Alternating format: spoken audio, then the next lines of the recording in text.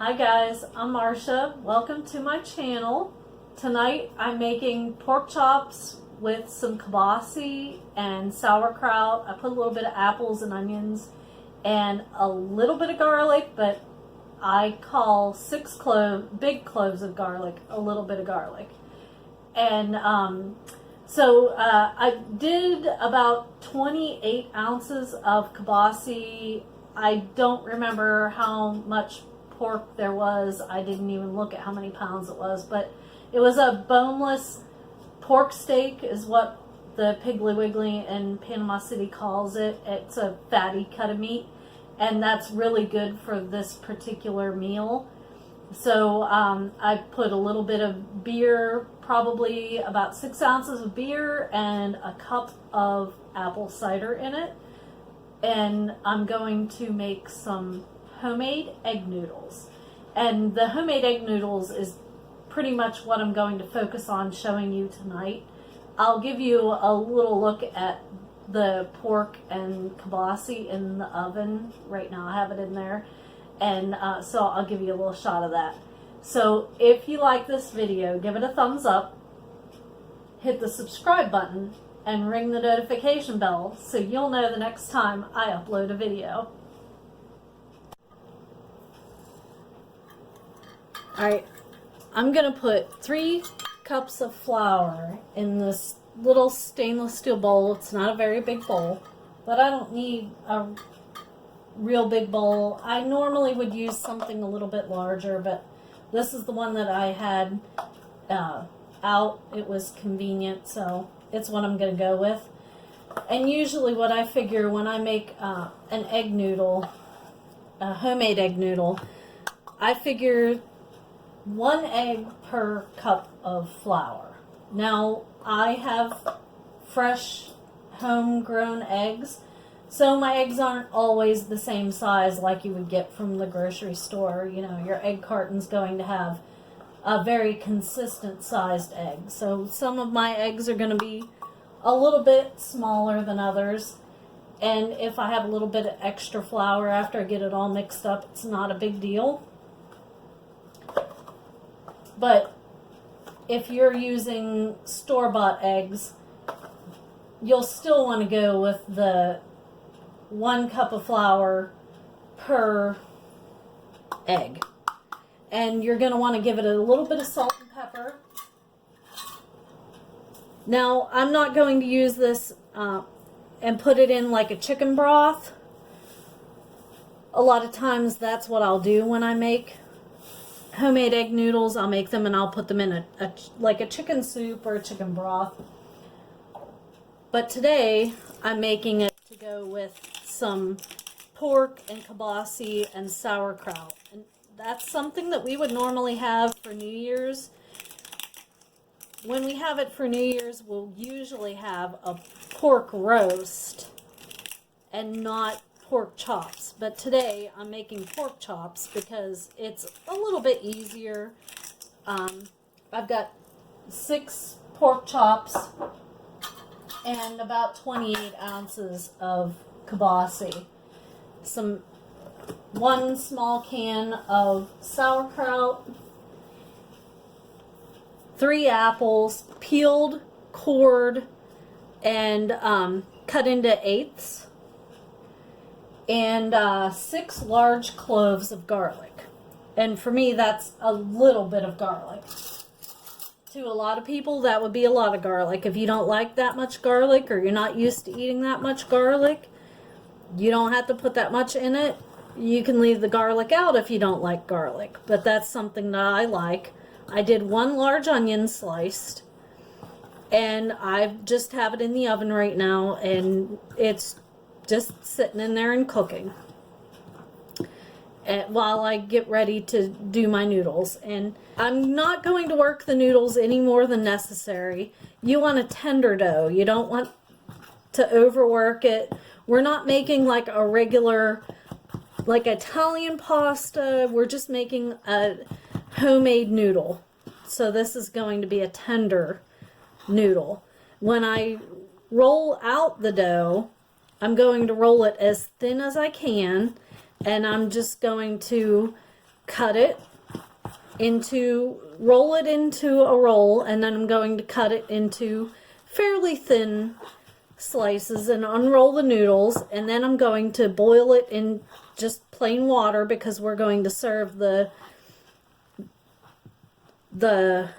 juice from roasting all of the kibasi and pork chops in the oven. So it's going to go over these noodles. And I'm beginning to think that maybe because I had a couple of smaller eggs, I probably should have done 4 eggs. But we'll see. If I have some leftover flour, it's not a big deal. I'll just sift it and put it in a bag and put it in the freezer, and I can use it for something else.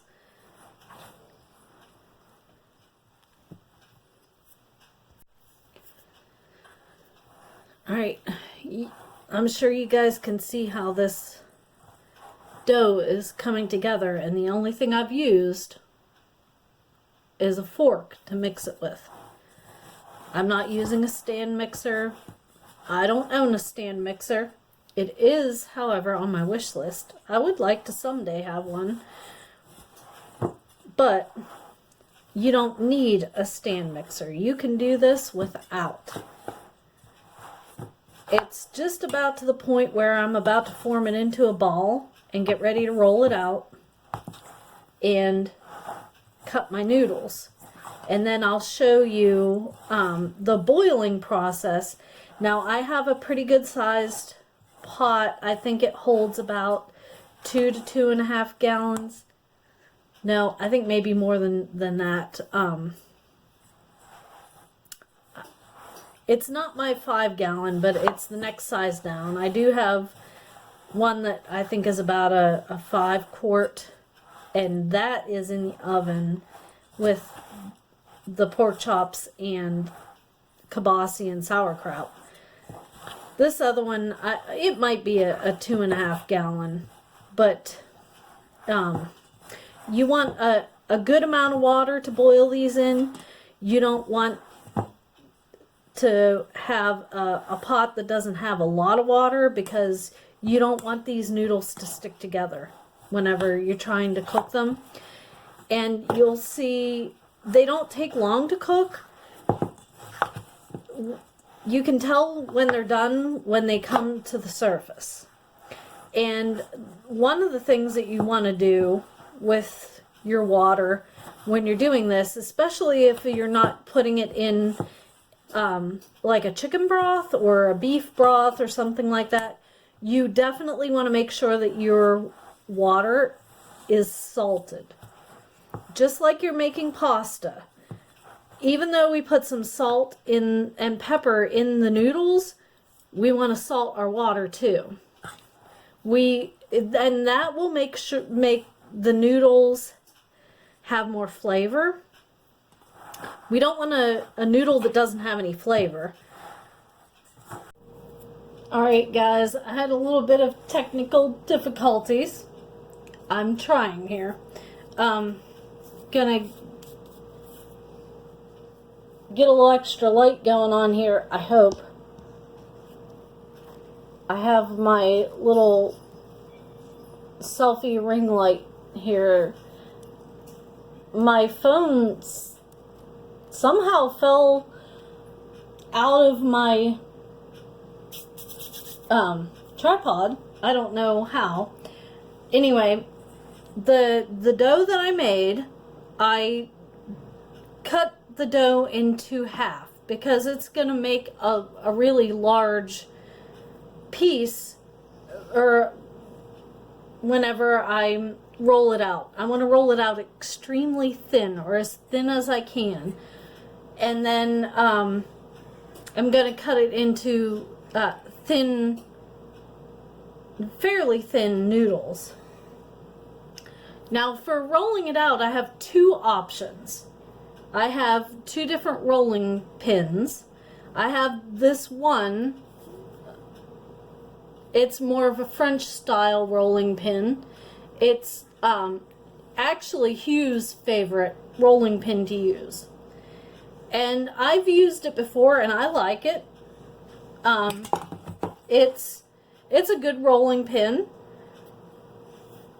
And then I have my old-fashioned rolling pin with the handles, and this is the one that I use the most frequently.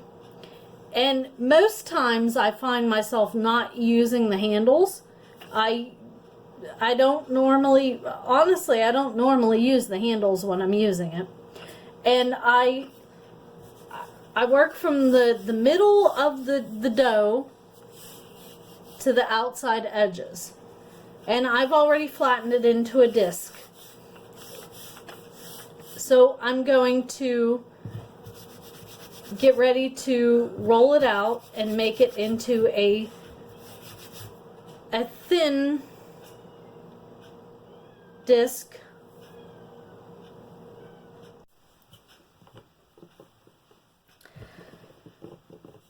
So I've got this almost to the point that I'm going to roll it up and cut it into noodles, and I still have the other half of it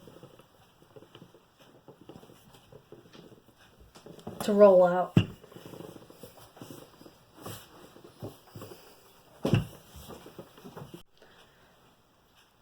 Okay, so I'm gonna roll this up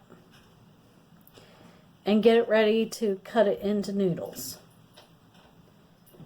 And it has a lot of flour on it just from rolling it out. So I'm not worried about it sticking together. If it's a really sticky dough, you might want to use a little extra flour, but this isn't a sticky dough. I overworked it just a little bit. So I'm going to do this, and then I'm going to cut it into noodles and get ready to put it in some boiling water, salted water. You definitely want to salt your water if you're not going to be using a broth that already has salt and flavors added to it. Okay guys, we're going to start putting the noodles in the water, just like you're cooking regular pasta almost, but we're going to do them a little at a time because we don't want them to stick together, and fresh noodles will stick together if you're not careful.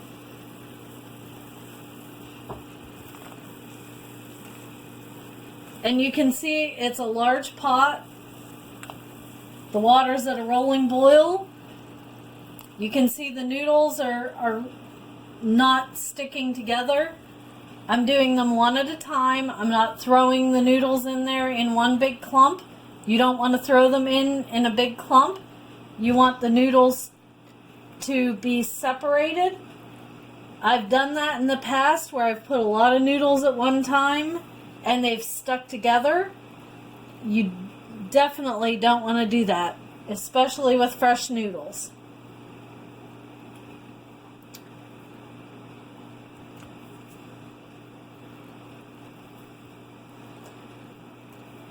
And Nathan helped me with rolling out these noodles and cutting them into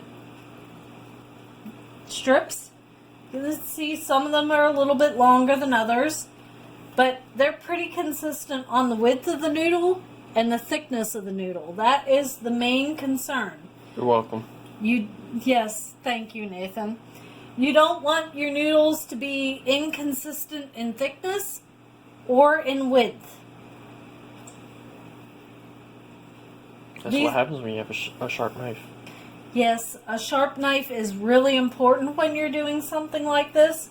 You don't want to use a dull knife. And you want to make sure that you use enough flour that your noodles don't stick together.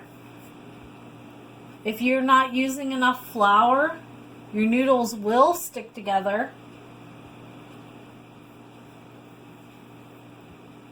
And you can see how they're moving freely in the boiling water as I'm putting them in there. Some of them will be cooked a little bit more than others, but that's not a huge concern for me.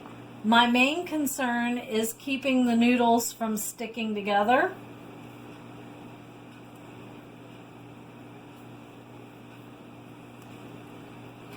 And if I need to stir them, I can. But usually the boiling water will keep them moving freely. Unless you have a pot that is too small for what you're trying to do. And I could use a little bit larger pot for the amount of noodles that I made. How much do you think that is? This pot is probably about a 2-gallon pot. My next size up is a 5-gallon pot.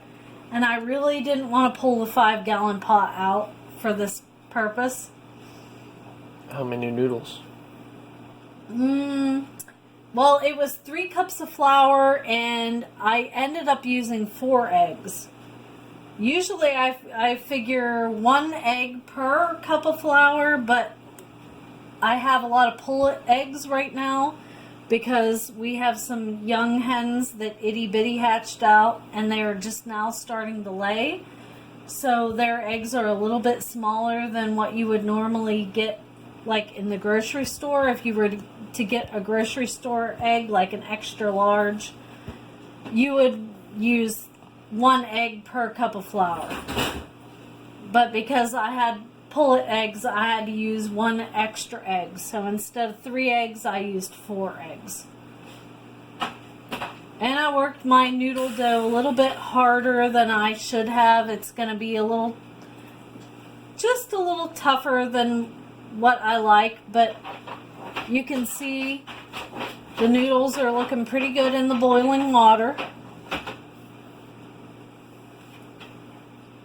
It's a nice egg noodle. You're not going to have the same results from a homemade egg noodle as you do from store-bought egg noodles. Store-bought egg noodles, you're going to dump the whole bag in at once.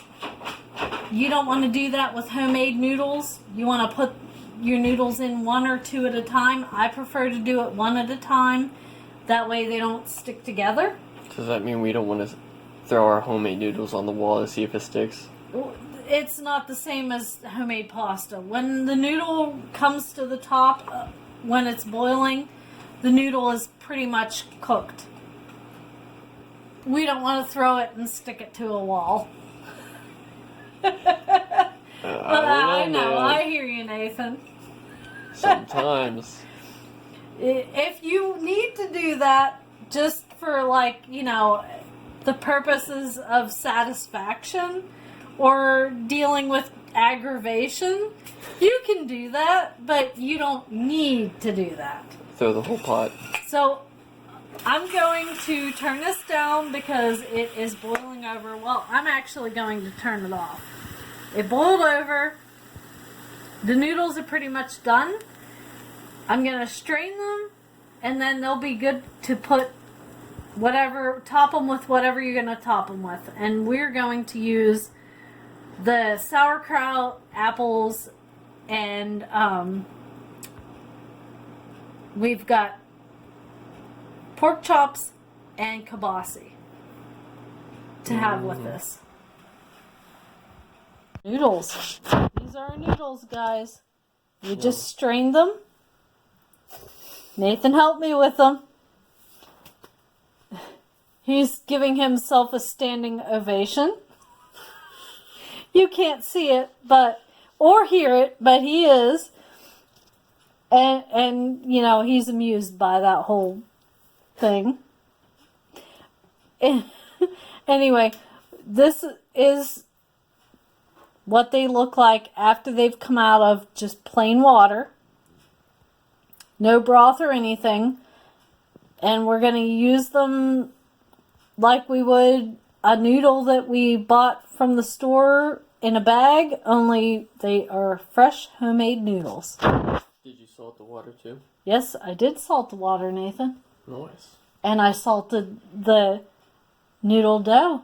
Well, Salt and pepper in the noodle dough. I was just wondering if you salted the water. I always salt the water. Okay. Yeah, you never want to do a noodle without salting your water. Okay. Okay. Here's the results of our homemade noodles with pork chops and kibasi, sauerkraut, apples, onions, and a little bit of garlic. And my idea of a little bit of garlic is probably more than most people consider a little bit. I used 6 large cloves of garlic in this. But garlic is really good for you. So don't be afraid of garlic. It adds flavor and it's healthy for you. And yes, Nathan says it adds gas. But he never complains when he's eating his dinner. No, it's good at the time. So he's helped me with making this and it looks delicious. I can't wait to get into my portion.